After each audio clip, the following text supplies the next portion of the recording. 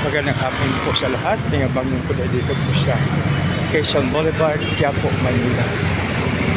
So ito mga kaibigan ay papunta sa CM Recto.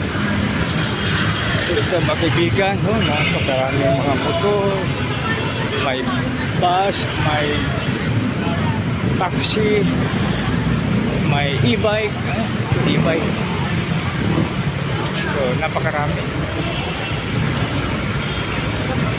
May dalang motor, mayroon din parking area para sa mga motor, no? Kaya napakaganda mga kaibigan, magpasyal po rito. Yan, mayroong Divisoria, yan. Mayroong punta ng Calao, mayroon din. Gusto ng Quiapo LRT, nandiyan eh. So sa dami ng sasakyan mga kaibigan, ang pinakamaganda lang dito na master natin saan tayo bababa, saan tayo sasakay, no? Mga kaibigan, balikan po natin ang mga kasulat sa Maawit 34:10 na nagsasabi, hali kayo mga kaibigan, ang mabatang leon ay nagugutom din, nagkukulang sila sa gustong pagkain. Subalit ang sumusunod kaya mga mabubuting bagay sa kanila hindi na napakagandang balita sa bawat isa atin. Isa sa mga pinakamaganda mga kaibigan, dahil pag tayo ay may magsunod, mayroong itong pagpapala.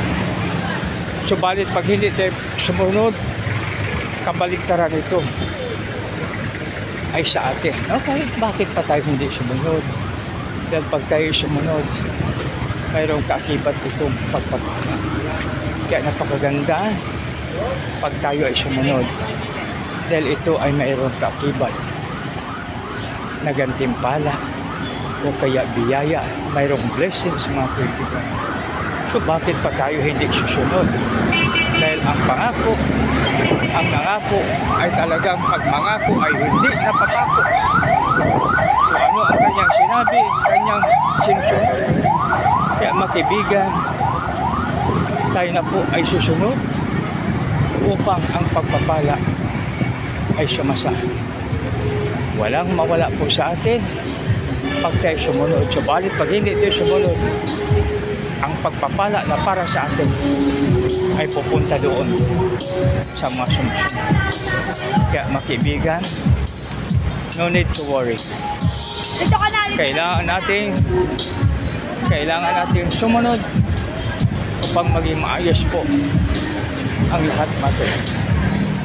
Kaya ano pa ang hinihintay natin?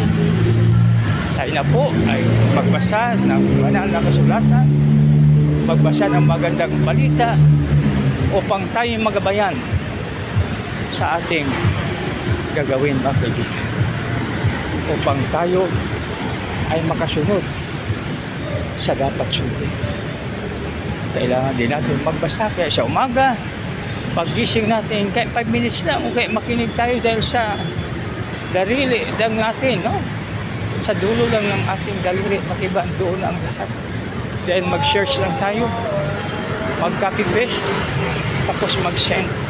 Ito ang magandang balita ating isi-send. Huwag tayo magdala ng balita na ito ay nakakatakot o kaya nagigimbal ang mga yung ating gagawin mga kaibigan. Tayo po ay magbigay ng magandang balita.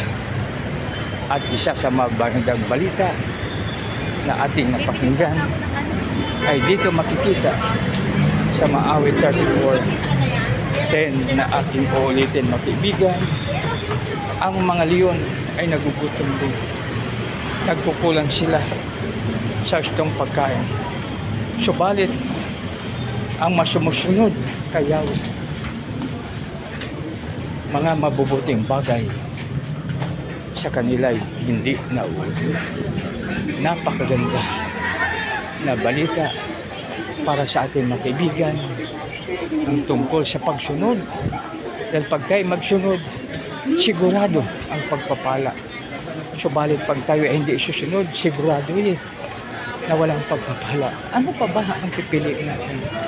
Pipiliin po natin ang may pagpapala dahil tayo rin ang makikinabang. Isang magandang hapon sa lahat, mga kaibigan. Ating tandaan ang nakasulat doon, mga kaibigan, upang tayo ay matutuloy. Isang magandang hapon sa lahat, mga kaibigan. God bless us all.